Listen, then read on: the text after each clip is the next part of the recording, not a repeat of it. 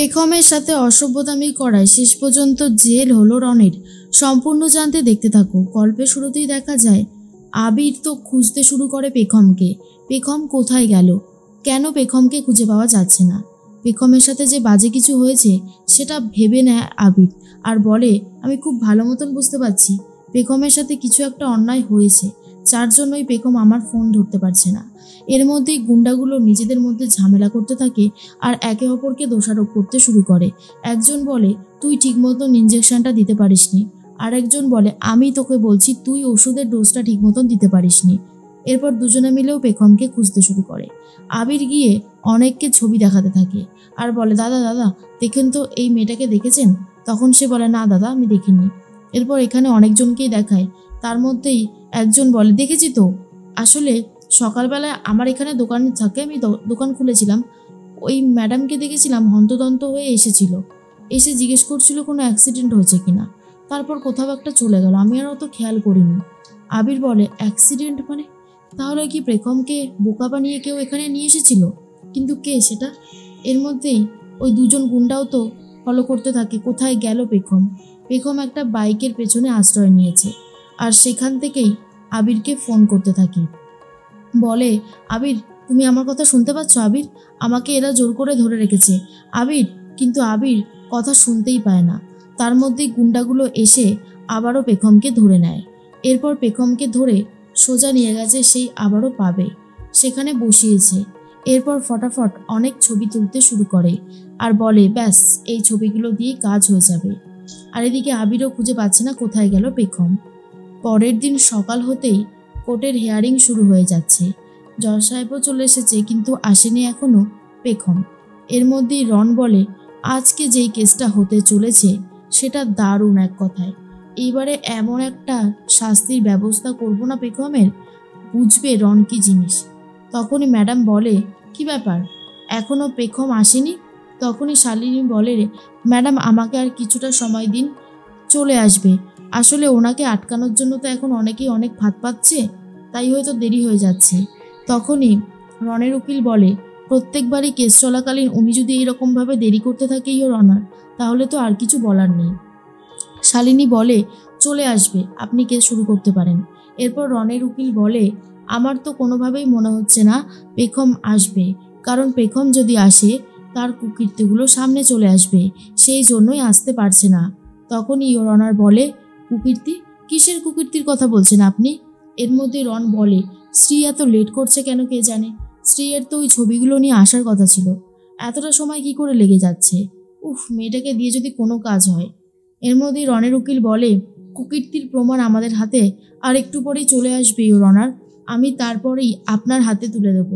একবার ওই কুকীর্তিটা দেখলে বুঝতে পারবেন কিভাবে পেখম আমার মক্কেলের বিরুদ্ধে ভুলভাল অভিযোগ নিয়ে এসেছে। তার মধ্যেই পেখম চলে এসেছে আর পেখমকে দেখার পর রন নিজের ধৈর্য আর ধরে রাখতে পারে না আর বলে, এটা কি করে সম্ভব, এটা তো ইম্পসিবল। তখনই আবার ইওর অনার বলে, কি ব্যাপার আপনি এত রিয়াক্ট করছেন কেন? শালিনী বলে, ম্যাডাম আমার মনে হয় এই রনবাবু একদমই এক্সপেক্ট করেনি যে পেখম এখানে আসবে। কেন বলুন তো এক্সপেক্ট করেননি? রন বলে, আমি কিছু বলতে চাইছি না, সরি।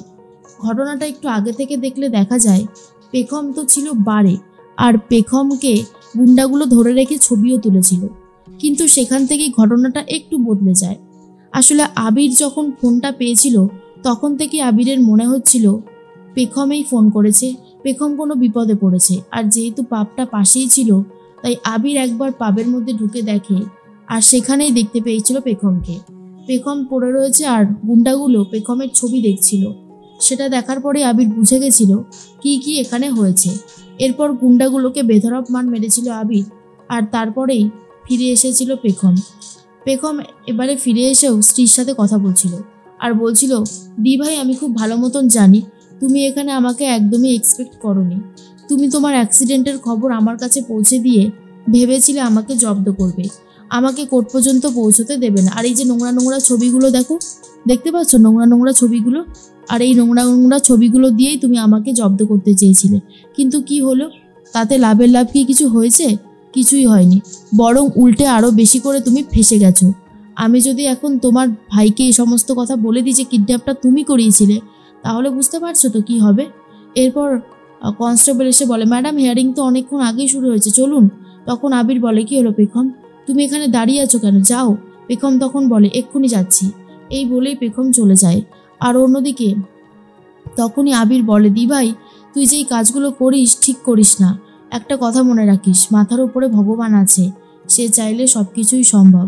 শ্রী বুঝতে পারে আবির হয়তো সবটাই জেনে গেছে, কোনো না কোনো মারফতে জেনেছে। আর এরপরে পেখম তো চলেই এসেছিল। পুরো ঘটনাটা এবার প্রেজেন্ট থেকে শুরু হয়। তখনই ইয়োর অনার বলে, বলুন আপনার কি বলার আছে।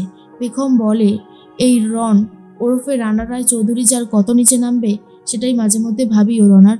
উনি আমার সাথে যেটা করেছে সেটা অন্যায় করেছে, আর সেই অন্যায় ঢাকতে গিয়ে আরও অনেক অন্যায় এখন করছে। এই যে আমি এখানে আসলাম, এখানে আমাকে আসতে দেওয়া হতো না। আমাকে জোর করে গুন্ডাদেরকে দিয়ে তুলে নিয়ে যাওয়া হয়েছিল, পাবের মধ্যে আটকে রাখা হয়েছিল, আর বোঝানো হচ্ছিল যে আমি নাকি রোজ রাতে নেশা করি। এমনটাই বোঝানোর চেষ্টা করেছিল এই রানা রায়চৌধুরী। আমার কাছে যথেষ্ট প্রমাণ আছে।